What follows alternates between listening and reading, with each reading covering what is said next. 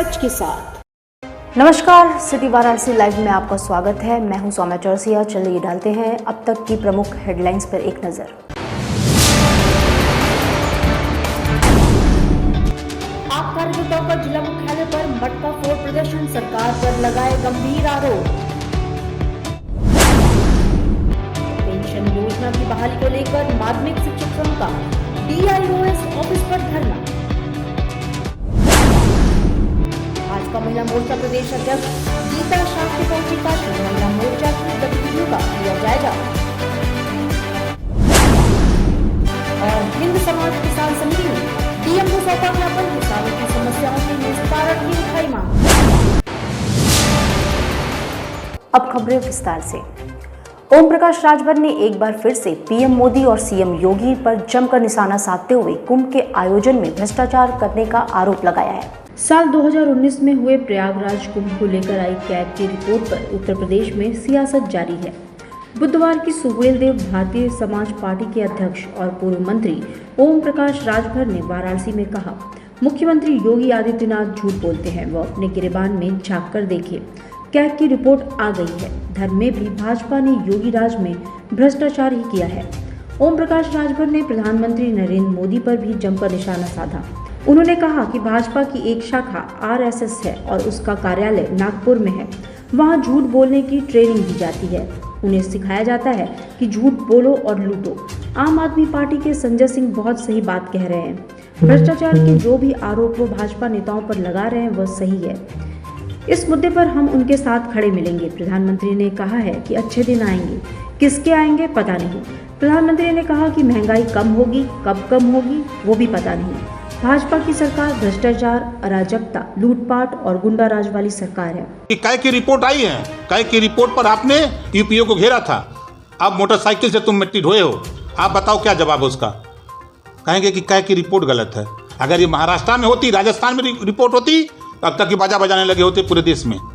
तो इस सच का सामना करने की हिम्मत बीजेपी के पास नहीं है। बीजेपी के केंद्रीय मंत्री नारायण राणे को खाना खाते समय गिरफ्तार कर लिया गया उद्धव ठाकरे के बयान पे। उसके बाद उन्हें छोड़ा गया, जमानत मिली। तो क्या कानून व्यवस्था केंद्र और प्रदेश में क्या समझाता है आपको? जस करनी उस भोग विधाता, नरक जात काहे पछताता। जैसन मंत्री करिए वैसा पाइए।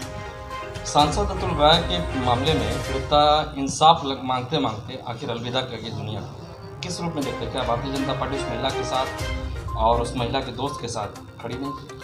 भारतीय जनता पार्टी को इस मामले से कोई लेना देना नहीं है। भारतीय जनता पार्टी सिर्फ वोट से मतलब है। उसको वोट चाहिए, वोट के लिए मीटिंग करती है, रैली करती है, जुलूस करती है, नारा बड़े अच्छे देते हैं, बेटी बचाओ बेटी पढ़ाओ।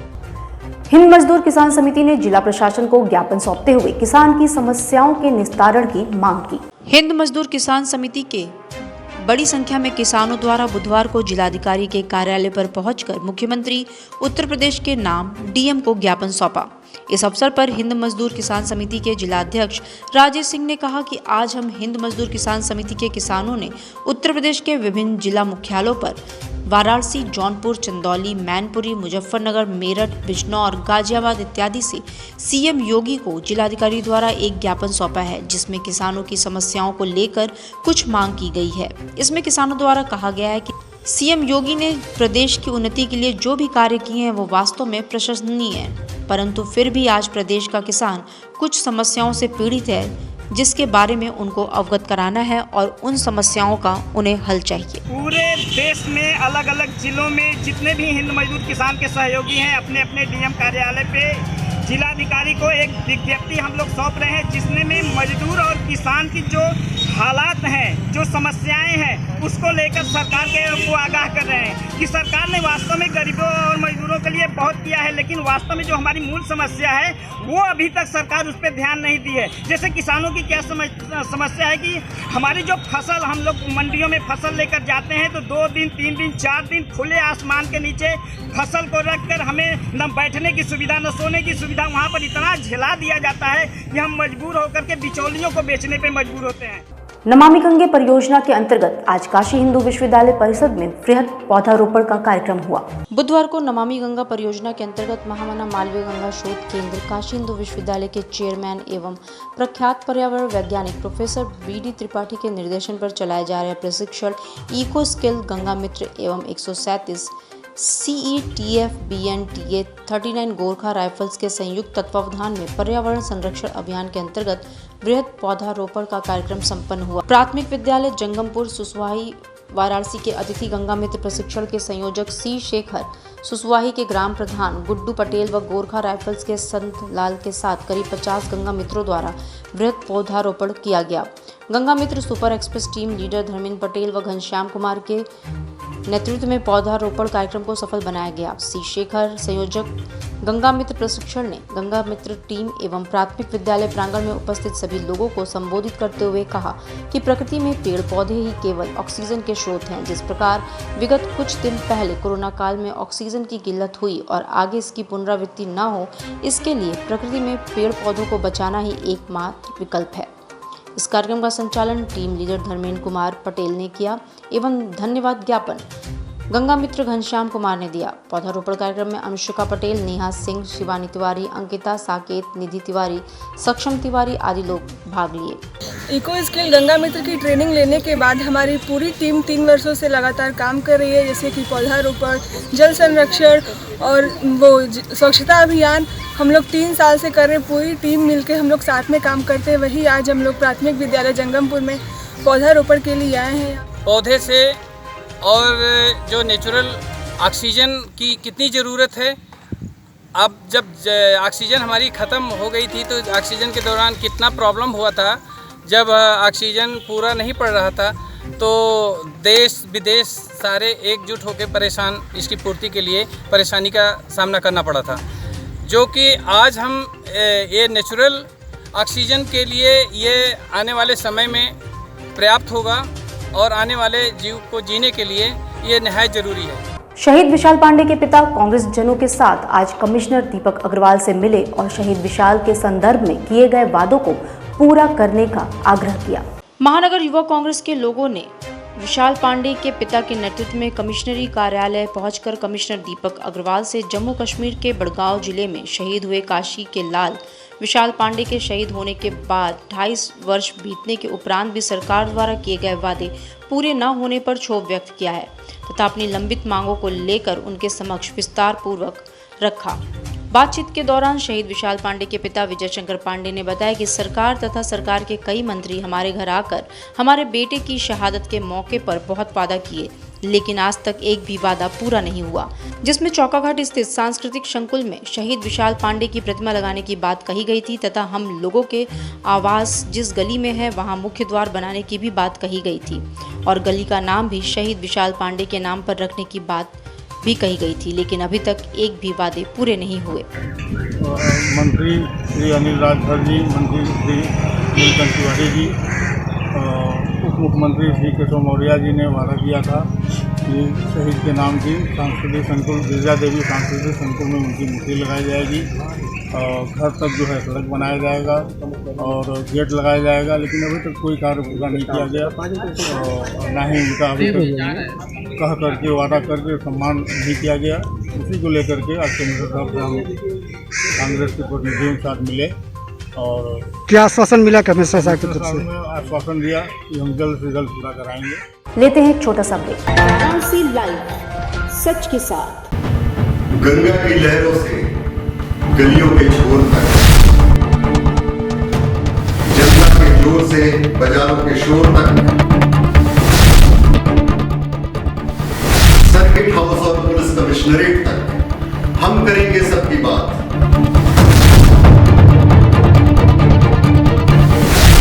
देखिए मेरे साथ बनारस की बात। कोरोना वायरस ने देश में एक बार फिर से रफ्तार पकड़ ली है। ऐसे में जरूरी है कि सभी लोग पूरी एहतियात बरतें। घर से बाहर निकलते समय मास्क का सदैव प्रयोग करें। समय समय पर हाथों को सैनिटाइजर से सैनिटाइज करें। ज्यादा भीड़ भाड़ वाली जगहों में जाने से बचें। 2 गज की दूरी का पालन करें। स्वस्थ रहें, सुरक्षित रहें। जनहित में जारी वाराणसी लाइव। वाराणसी लाइव, सच के साथ। ब्रेक के बाद आपका स्वागत है। आम आदमी पार्टी के कार्यकर्ताओं ने जिला मुख्यालय पर मटका फोड़ प्रदर्शन कर प्रदेश सरकार पर भ्रष्टाचार का आरोप लगाया। आम आदमी पार्टी के कार्यकर्ताओं ने बुधवार को भ्रष्टाचार के खिलाफ एक अनोखा विरोध प्रदर्शन किया। जिला अध्यक्ष कैलाश पटेल के नेतृत्व में आम आदमी पार्टी के कार्यकर्ताओं ने हाथों में मटका व पोस्टर लेकर कचहरी जिला मुख्यालय पहुंचे और वहां मटका फोड़कर अपना विरोध जताया। इस दौरान जिला अध्यक्ष कैलाश पटेल व प्रदेश प्रवक्ता मुकेश सिंह ने कहा कि उत्तर प्रदेश में जल जीवन मिशन के अंतर्गत हर घर में पानी पहुंचाने हेतु पाइप सप्लाई के कार्य रश्मि मेटलिक नामक कंपनी को दिया गया है। इस कंपनी का भ्रष्टाचार एवं निकृष्ट पाइप बनाने में लिप्त रहने का इतिहास रहा है। केंद्रीय आर्थिक सूचना ब्यूरो ने अपनी जांच में पाया था कि यह कंपनी फर्जी निवेश तथा फर्जी सेल कंपनियां बनाने में भी लिप्त है। वहीं उन्होंने कहा कि मध्य प्रदेश, पंजाब तथा पश्चिम बंगाल समेत देश के अन्य 8 राज्यों तथा सेना के द्वारा इस कंपनी को भ्रष्टाचार एवं निम्न गुणवत्ता के कारण ब्लैक लिस्टेड किया हुआ है। इसके बावजूद सरकार द्वारा ऐसे कंपनी को कार्य की जिम्मेदारी क्यों दी जाती है। मेटालिक का रिकॉर्ड ये है कि लगभग सभी प्रदेशों में वो ब्लैक लिस्टेड है, यहाँ तक कि सेना ने भी उसको ब्लैक लिस्टेड कर दिया है। तो क्या मंशा है कि वो इस तरह के काम को कर रहे हैं, जवाब नहीं दे रहे हैं। हमारी मांग है आम आदमी पार्टी की कि इसकी उच्च स्तरीय जांच होनी चाहिए। हाई कोर्ट के निगरानी में SIT की जांच होनी चाहिए, नहीं तो CBI की जांच हो और इस भ्रष्टाचार को उजागर करना चाहिए और जो दोषी हैं उनको जेल भेजा जाना चाहिए। मटका इसलिए फोड़ रहे हैं कि जो हमारा ही पैसा हमारे ही पेयजल के लिए, व्यवस्था के लिए, घरों तक पेयजल पहुंचाने के लिए किया गया। आज हम ये सूखा मटका फोड़ करके ये प्रदर्शित कर रहे हैं कि हमारे घरों तक पानी नहीं पहुंच रहा है और ये आर्थिक भ्रष्टाचार करके हमारे घरों तक पानी पहुंचाने में खुद सरकार बाधा बन रही है, लूट रही है, आर्थिक भ्रष्टाचार कर रही है। उदाहरण मैं देना चाहता हूँ, रश्मि मेटालिक्स कंपनी जो पहले से चिन्हित है, हमारी सेना ने चिन्हित किया है, हमारे पंजाब, बंगाल 8 प्रांतों ने उसे रिजेक्ट किया है। ये घटिया निर्माण करती है, पाइप निर्माण करती है, घटिया पाइप सेल करती है। इसके बावजूद भी और भी आरोप है कि वो सेल बनाते भी हैं। इस तरह के कई आरोप से वो घिरे हुए हैं। जब चिन्हित हैं तो फिर हमारी सरकार, हमारे इस जल शक्ति के मंत्री जी ने उन्हें ही ये काम क्यों सौंपा। पुरानी पेंशन योजना सहित कई मांगों को लेकर माध्यमिक शिक्षक संघ के बैनर तले जिला विद्यालय निरीक्षक कार्यालय पर शिक्षकों ने धरना दिया। अर्दिल बाजार स्थित जिला विद्यालय निरीक्षक कार्यालय पर उत्तर प्रदेश माध्यमिक शिक्षक संघ द्वारा पूर्व शिक्षक विधायक डॉक्टर प्रमोद कुमार मिश्र के नेतृत्व में धरना दिया गया। धरने के दौरान डॉक्टर प्रमोद कुमार मिश्र ने कहा कि पुरानी पेंशन जो बुढ़ापे की लाठी है, उसको सरकार ने छीनकर शिक्षक एवं कर्मचारियों पर दोहरा कुठाराघात किया है। वहीं मंडलीय मंत्री विजय प्रताप सिंह ने वित्त विहीन विद्यालयों में कार्यरत शिक्षकों को समान कार्य के लिए समान वेतन के सिद्धांत पर वेतन समानता एवं सेवा शर्त लागू करने एवं महंगाई भत्ते की जो कटौती सरकार द्वारा की गई है, उसका तत्काल शासनादेश निर्गत करने की मांग किए जाने की बात कही। इसके उपरांत माध्यमिक शिक्षक संघ के संरक्षक विनोद शंकर पांडे ने शिक्षकों के स्थानांतरण की नीति का सरलीकरण करते हुए उसमें आवश्यक संशोधन और शिक्षक अपनी सुविधा के अनुरूप वांछित अन्य स्थान पर स्थानांतरण करवा सकें। इस धरने में मुख्य रूप से डॉक्टर विनोद कुमार पाठक, डॉक्टर राजेश राय, डॉक्टर गोविंद नारायण सिंह, सुभाष चंद्र गोस्वामी, विद्यासागर राय, जयशंकर दुबे, अखिलेश पांडे, अमरीश कुमार आदि लोग शामिल रहे। सूत्री मांग को लेकर के धरना दे रहे हैं। इसमें प्रमुख मांग हमारी है कि जो अधिनियम के विरुद्ध सरकार ने व्यवस्था की है, 8 बजे से 4:30 बजे तक विद्यालयों में शिक्षकों को बुलाकर पढ़ाई कराने की, इसका विरोध। अधिनियम कहता है कि 5 घंटे 20 मिनट और 6 घंटे हमारी पढ़ाई होगी, लेकिन उस अधिनियम के विरुद्ध सरकार हमसे 8.5 घंटे पढ़ाई करने का कार्य कर रही है। विधान परिषद में इस बात को हम लोगों ने उठाया था। वो शिक्षा मंत्री का गैर जिम्मेदाराना जवाब आया कि हम अधिनियम को कहीं से विखंडित नहीं कर रहे हैं, और साफ साफ दिखाई दे रहा है एक अंधा व्यक्ति होगा वो अभी कहेगा कि नहीं, इंटरमीडिएट एक्ट का उल्लंघन हो रहा है, उसका हम लोग विरोध कर रहे हैं। दूसरी बात, जो NPS के अंतर्गत हमारे शिक्षक साथी आते हैं अप्रैल 5 के बाद, जिनकी नियुक्ति हुई है, उनको नई पेंशन व्यवस्था लागू की गई है। सत्ता में बैठे हुए लोग, प्रदेश सरकार में जो बैठे हुए लोग हैं, जब यह सत्ता में नहीं थे तो इनको एनपीएस के लोगों की ज़्यादा चिंता थी। इन्होंने केंद्र सरकार को पत्र लिखा कि यह व्यवस्था ठीक नहीं है, इसे समाप्त किया जाए। लेकिन जब यही लोग सत्ता में आ गए तो इनसे पूछा जा रहा है तो ये कह रहे हैं कि हम केंद्र सरकार जब लागू करेगी तो हम लागू करेंगे। केंद्र सरकार भी आपकी है, प्रदेश की सरकार भी आपकी है, तो फिर क्यों ऐसी दुर्व्यवस्था पैदा की जा रही है? और उसमें हमारी तो नियमित कटौती हो रही है। राज्य सरकार जो कटौती कर रही है उसका पैसा नियमित रूप से हमारे खाते में नहीं जमा हो रहा है, इसका भी हम पुरजोर विरोध करते हैं। भाजपा महिला मोर्चा की प्रदेश अध्यक्ष गीता शाह बुधवार को काशी पहुंची। इस दौरान उन्होंने महिला मोर्चा की गतिविधियों का बैठक कर जायजा लिया। बुधवार को वाराणसी पहुंची भाजपा नेता व सांसद गीता शाह ने महिला मोर्चा की गतिविधियों का जायजा लिया। इस दौरान उन्होंने प्रेस वार्ता कर पार्टी की ओर से चुनावी तैयारियों और महिलाओं के योगदान को लेकर भी परिचर्चा की। उन्होंने बताया कि राजनीति में महिलाओं की भूमिका परिवार की धुरी की तरह है। ऐसे में महिलाओं का योगदान देश निर्माण में कहीं अधिक हो जाता है। इस दौरान उन्होंने वाराणसी और काशी क्षेत्र में पार्टी की ओर से महिला मोर्चा को और सशक्त करने के साथ ही पार्टी में अधिक महिलाओं को भी जोड़ने पर पदाधिकारियों संग मंथन किया। औरैया जिले के निवासी गीता शाह की सक्रियता चुनावी संगठन को लेकर रही है, लिहाजा पार्टी की ओर से काशी क्षेत्र में पदाधिकारियों संग बैठक के दौरान वाराणसी दौरे में आगामी चुनाव के दौरान पार्टी की ओर से महिलाओं को संगठन से जोड़ने पर अधिक जोर रहा। रोहनिया स्थित काशी क्षेत्र कार्यालय पर आयोजित महिला मोर्चा की बैठक कार्यक्रम में भाजपा महिला मोर्चा की प्रदेश अध्यक्ष एवं राज्यसभा सांसद गीता शाह के पहुंची तो उनका पार्टी पदाधिकारियों ने स्वागत किया। महिला मोर्चा की जिलाध्यक्ष विनीता सिंह ने उनको माला पहनाकर स्वागत किया। रोहनिया स्थित काशी क्षेत्र कार्यालय पर भाजपा महिला मोर्चा की प्रदेश अध्यक्ष एवं राज्यसभा सांसद गीता शाह के प्रथम आगमन पर महिला मोर्चा की महिला सदस्यों ने भी स्वागत किया। धार्मिक नगरी, सांस्कृतिक नगरी से शुरू किया है। बाबा विश्वनाथ जी का आशीर्वाद लेके 2022 के चुनाव में हम आधी आबादी की बहनें भारतीय जनता पार्टी को पुनः पूर्ण बहुमत से स्थापित करने के लिए हम लोगों ने एक कसम खाई है और मुझे लगता है कि ये पूरा होगा, इसलिए कि देश के प्रधानमंत्री जी ने, आदरणीय नरेंद्र मोदी जी ने और उत्तर प्रदेश के मुख्यमंत्री जी ने जिस तरीके से यहाँ बनारस में बदलाव किए हैं, विकास किया है, उसमें हमारे उत्तर प्रदेश के मुख्यमंत्री जी ने भी उनके साथ उनका पूरा सहयोग और समर्थन बराबर कर रहे हैं। आप विश्वास मानिए कि 2022 के चुनाव में महिलाएं पहले से कई ज़्यादा जीत के आई हैं।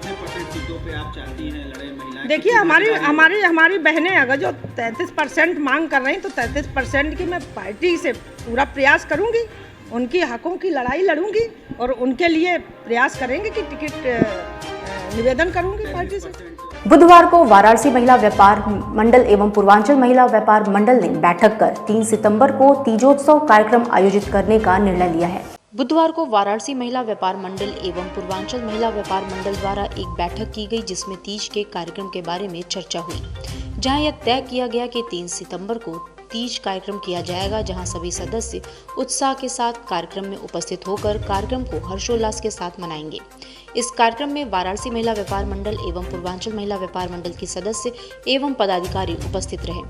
नीलमा चौबे संरक्षक, सुनीता सोनी अध्यक्ष, चांदनी श्रीवास्तव अध्यक्ष, स्वाति गुप्ता महामंत्री, सोनम त्रिवेदी महामंत्री, आरती शर्मा, दीपिका गुप्ता, डॉली चक्रवर्ती, निर्मला देवी, राधा सेठ, गुड़िया केसरी, नेहा चौरसिया, ईशा अग्रवाल, संगीता चौबे, श्वेता कटियार, गुड़िया केसरी, आरती मेहरोत्रा, वंदना सिंह, मीरा राय आदि उपस्थित रहीं।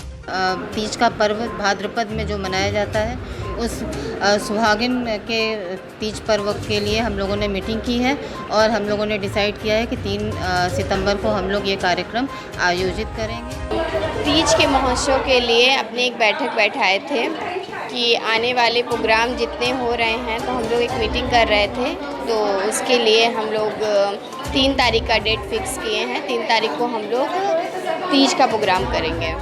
बीएचयू के छात्रों ने विश्वविद्यालय परिषद में बिहार के पूर्व सीएम विंदेश्वरी प्रसाद की जयंती पर मंडल आयोग के सिफारिश वाला कैलेंडर वितरित किया। दूसरा पिछड़ा वर्ग आयोग के अध्यक्ष और बिहार के पूर्व मुख्यमंत्री विंदेश्वरी प्रसाद मंडल की 130वीं जयंती के मौके पर काशी हिंदू विश्वविद्यालय के छात्रों ने विश्वविद्यालय परिसर में मंडल आयोग की सिफारिशों वाला कैलेंडर बांटकर पिछड़ों के संवैधानिक अधिकारों के प्रति लोगों को जागरूक किया। साथ ही उन्होंने लोगों को जाति जनगणना के महत्व को भी समझाया। कैलेंडर में विंदेश्वरी प्रसाद मंडल की जीवनी और उनके राजनीतिक सफर की जानकारियां भी प्रकाशित की गई हैं। काशी हिंदू विश्वविद्यालय के शोधार्थी भुवाल यादव के नेतृत्व में सुमित यादव, योगेश, शिल्पी, विवेक, सरोज, राजेश, प्रिया, सतीश, प्रदीप, सिकंदर, अंकित, फुलबदन आदि ने सबसे पहले कंप्यूटर सेंटर में अध्ययनरत छात्र छात्राओं को कैलेंडर बांटकर मंडल आयोग की सिफारिशों के प्रति उन्हें जागरूक किया। 3वीं जयंती है आज उनको याद किया जा रहा है और उनकी जो सिफारिशें थी मंडल आयोग की 1982 में जो आई 1980 में जो उन्होंने अपना सिफारिशें दी और जो 1992 में उसमें से केवल 2 से 3 सिफारिशें लागू हुई। तो हम लोगों ने यहाँ पे आज कार्यक्रम किया, मंडल को याद किया, उनकी जिजीविषा, उनके लड़ने की जो जिजीविषा थी उसको, और वो जिस प्रकार से पिछले समाज के एक प्रखर योद्धा के रूप में उभरे। और इस बात को भी लेकर हम लोगों ने प्रतिबद्धता जाहिर की कि उन्होंने जो मंडल कमीशन में जितनी अनुशंसाएँ की थी 40 अनुशंसाएँ, उसमें से मात्र 3 लागू हुई। तो हम आगे जो और अनुशंसाएँ हैं और जो मांगे हैं उसको लागू कराने को लेकर लगातार लड़ाई जारी रखेंगे और जो मंडल का संघर्ष रहा है उसके प्रति प्रतिबद्धता जाहिर करते हैं और आगे भी हम मंडल की विरासत को आगे बढ़ाएंगे।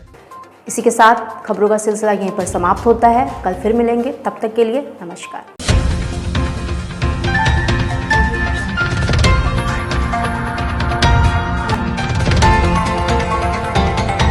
वाराणसी लाइव, सच के साथ।